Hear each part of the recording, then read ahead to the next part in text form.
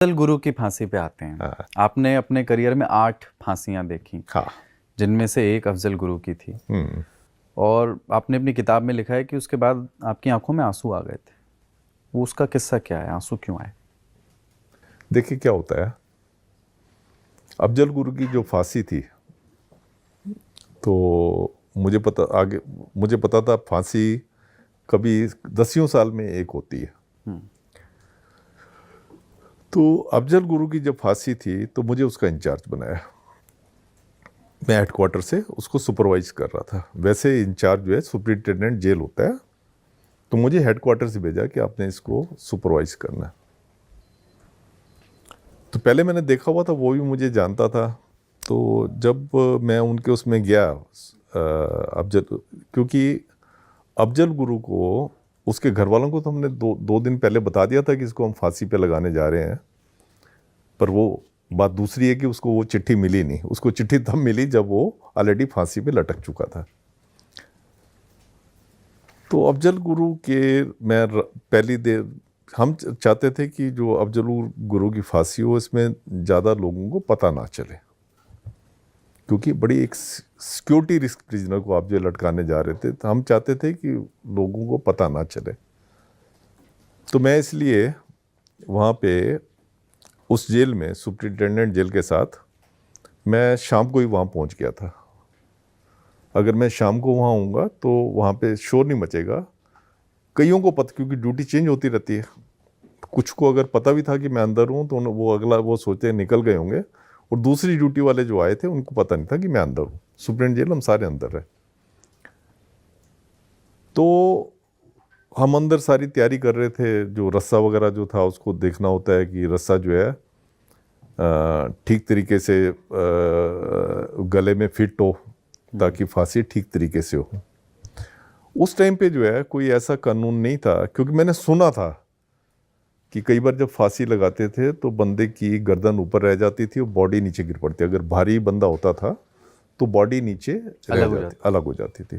तो उस टाइम पे हमें खाली ये होता था कि बंदा मर जाए, चाहे जैसे भी है, रूल फॉलो हो या ना हो, पर बंदा मर जाए, फांसी उसको लग जाए। तो अफजल गुरु में मैं क्योंकि लीगल एडवाइज़र था, तो मुझे था कि मैंने सब चीज़ जो है रूल्स के हिसाब से करनी है। तो एक दिन पहले जब हम तैयारी कर रहे थे, हम जो भी रस्सा लटकाएं वो रस्सा टूट जाए।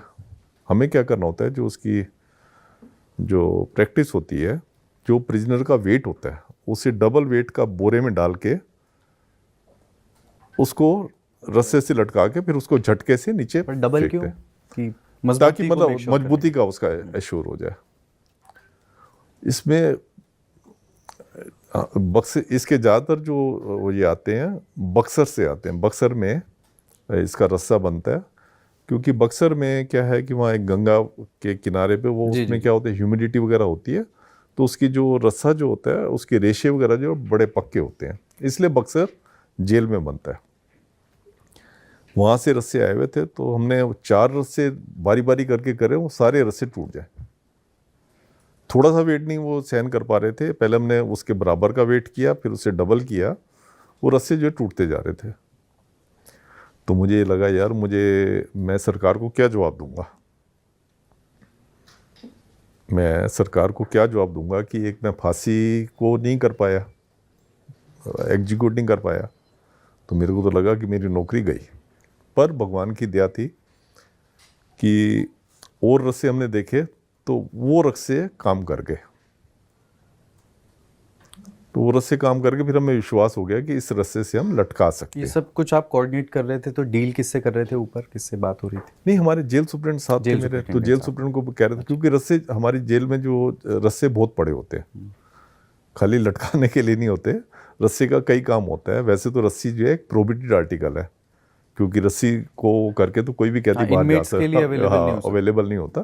तो हम उसको काफ़ी उसमें अपने एक बड़े बक्से हैं हमारे बने हुए, आर्मी स्टाइल के बक्से होते हैं, जिसमें हम रस्सों को रखते हैं जोड़ के। तो रस्से हम करते रहे, तो एक रस्सा मिल गया जिससे वो था। तो फिर हम वो हो गए। मैं बिल्कुल सेटिस्फाई हो गया कि हाँ, इससे जो है लटक सकता है। तो और हमें आप देखें, हमें कोई जल्लाद नहीं मिल रहा था। नहीं तो जल्लाद का होना जरूरी होता है। अब तो जो जल्लाद का होना जरूरी कर दिया है। पर वैसे मैं बताऊं आपको, जल्लाद की कोई जरूरत नहीं होती है। अगर आप लोगों को कह दो ना फांसी दे दो, तो आप भी दे सकते हो।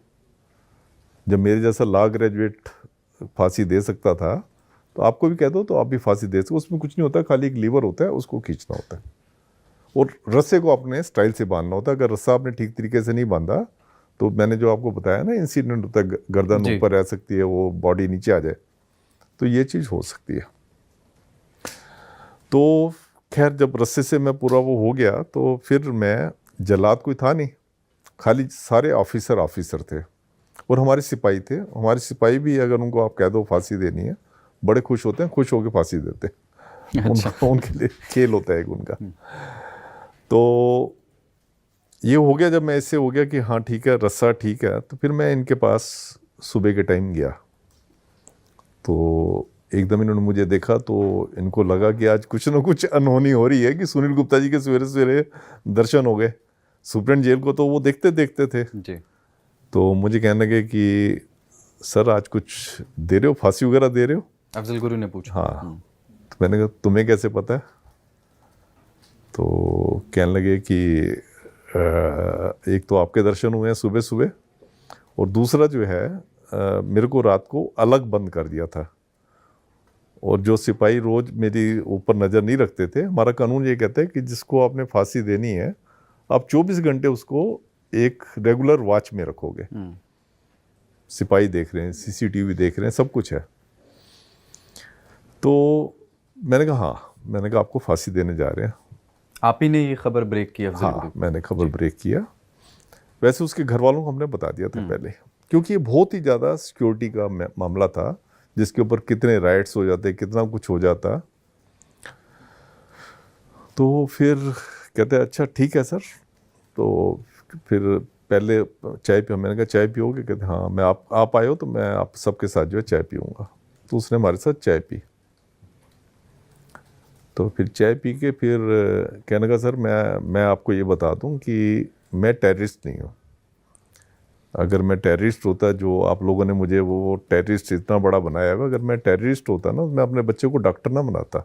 उसका बच्चा MBBS कर रहा था। कहते मैं अपने बच्चे को कोई लफंगा वो या उसको भी आतंकवादी बनाता। अगर मैं टेररिस्ट नहीं हूँ, जो मैं उसने बताया, मैं वो वाली बात कर रहा हूँ। मैं टेररिस्ट नहीं हूँ, पर मैं हमेशा ऑनेस्टी के साथ रहा हूँ। आप मेरा रिकॉर्ड पता कर लो, PUCL का मैं एक्टिव मेंबर था। PUCL के जितने प्रोग्राम होते थे मैं जाता था, और मैंने हमेशा जो है अपने देश को मजबूत करने के लिए, यहाँ से डिसऑनेस्टी को हटाने के लिए, करप्शन को हटाने के लिए मैंने काम किया। आप उनसे पूछ लो, मेरा आप पूछ सकते। मैंने कहा भैया आप तो देख, सारी लीगल प्रक्रिया हो सकती है, मैं क्या पूछूंगा? तो मैंने कहा अच्छा तू ये बता, तो अपने घर में कुछ कहना चाहता है? तो मैंने कहा तू कुछ लिख के दे, क्योंकि मुझे पता था कि इसके राइट्स वगैरह हो सकते हैं। वो इतना अच्छा था, उसने वो पूरा लिख के दे दिया। उसने अपनी वाइफ को लिखी चिट्ठी, जिसमें उसने कहा कि जो लीगल की, जो भगवान की इच्छा थी, वो मैं जा रहा हूँ, पूरी भगवान की इच्छा को मैं पूरी कर रहा हूँ। तो सब मेरे साथ जेल में, मेरे साथ। किस भाषा में लिखी थी उसने? उर्दू में। तो आप जो है बिल्कुल, आप बेटे की पढ़ाई पूरी करवाना है ना, और आप सबको तो अपील कर देना मेरी तरफ से कि वहाँ शांति बनाए रखें। तो ठीक है, उसने लिख दी। फिर उसके बाद कहने लगा कि मेरे को आपकी आंखों में ना बहुत कंपैशन नज़र आ रहा है। तो मैंने कहा अच्छी बात है, कंपैशन नज़र आ रहा है। तो कहता नहीं, मैं ना ये चाहूँगा कि जब मुझे फांसी पे चढ़ाया जाए, आप इसको कह सकते हो आखिरी इच्छा या जो भी है, तो मैं आपकी आंखों में देखता रहूं।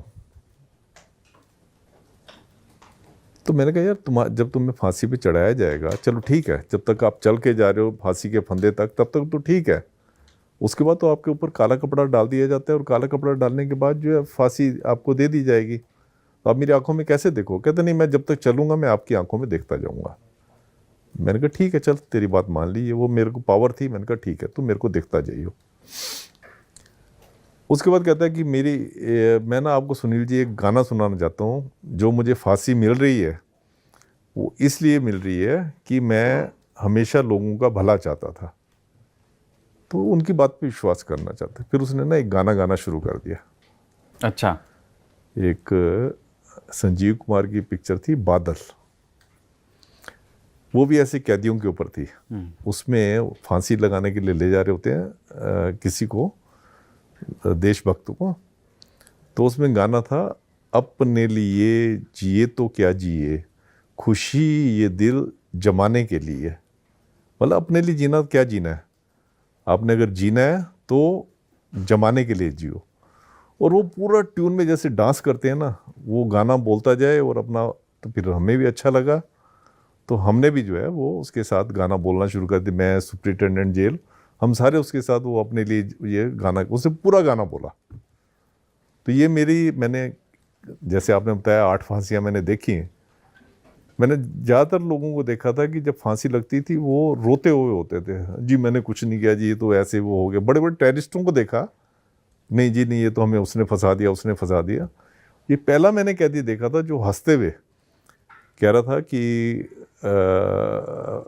अपने लिए नहीं जीना चाहिए। मतलब एक मैसेज दे रहा था कि आपको अपने लिए नहीं जीना चाहिए, दूसरों के लिए जीना चाहिए। और गाना उसने पूरा गाया और हमने उसके साथ गाया। ये सारी सीसीटीवी में रिकॉर्डेड है। तो उसके बाद उसको हम लेके गए फांसी के फंदे पे, जो हमारे सिपाही वगैरह हैं वो लेके गए। मैं साइड पे खड़ा था, एक जज साहब आए हुए थे, वो भी साइड पे खड़े हुए थे, सुप्रीटेंडेंट जेल साहब भी साथ खड़े थे। तो ये जब इसको उस पे लेके गए तो ये मेरी आंखों को की तरफ देखता हुआ गया। और वहाँ जाके इसने जब इसको फांसी का, जब इसका हो गया, हमारा रूल से कहते हैं कि आप उसको लटकाओगे और 2 घंटे के बाद जो है डॉक्टर चेक करेगा कि लाइफ एक्सटिंक्ट हुई है कि नहीं हुई।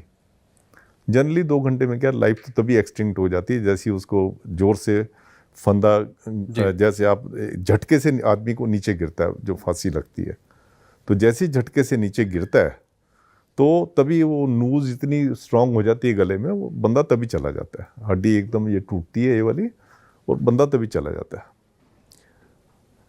पर कुछ मैंने केस उसमें लिखे थे कि मैंने कई उनको देखा कि जिनका नहीं टूटा, रंगाबिला के केस में मैंने उनको खींचना पड़ा था तो इनको फिर ये 2 घंटे के बाद ही जो है डॉक्टर ने आके डिक्लेयर कर दिया कि इनकी जान जा चुकी है। तो फिर हमें वहीं पे जेल में ही हुक्म था कि जेल में ही इनको दफनाना है। जो भी सिक्योरिटी रिस्क प्रिजनर होते हैं, जैसे सतवंत सिंह, किहर सिंह थे, मोहम्मद मकबूल भट्ट जो इनका गुरु था जी, उसको भी वहीं पे लटकाया था, वहीं दफनाया था। की फांसी भी देखी आपने? हाँ, तो उसको भी वहीं पे दफनाया था, जहाँ फांसी घर है हमारा वहीं पे दफनाया था। तो इनको भी उसके साथ ही दफनाया। तो उसके बाद क्या हुआ कि जो मैं जब घर गया तो घर में गया, मेरे घर वालों, मैंने अपने घर वालों को बिल्कुल नहीं बताया कि मैं ये वाला काम कर रहा हूँ। तो उनको था कि शायद कई बार ऐसे हो जाता था कि मैं कई रातें जो जेल में बितानी पड़ती थी, तो उन्होंने सोचा ऐसे कोई अर्जेंट काम होगा। फिर मैं जब गया वहाँ पे घर पे, मुझे उसकी बात रह के याद आ रही थी कि आपकी आंखों में मुझे बड़ा कंपैशन नज़र आ रहा है।